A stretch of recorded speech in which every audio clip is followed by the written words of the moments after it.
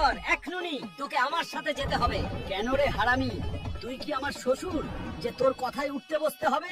এই ডাইনোসর পিরিতের আলাপ করবি না, চল আমার সাথে। দাঁড়া, তোকে দেখাচ্ছি মজা।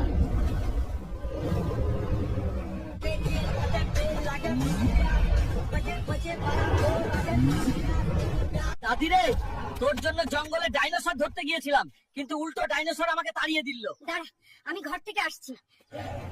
চল রে হাল্ক, দেখবো আজ ডাইনোসরের গায়ে কত শক্তি। তোকে তাড়ানোর মজা দেখাবো ডাইনোসরকে। এই ডাইনোসর, তোর এত বড় সাহস, তুই হালকার গায়ে আঘাত করেছিস, তোকে এর চরম মূল্য দিতে হবে।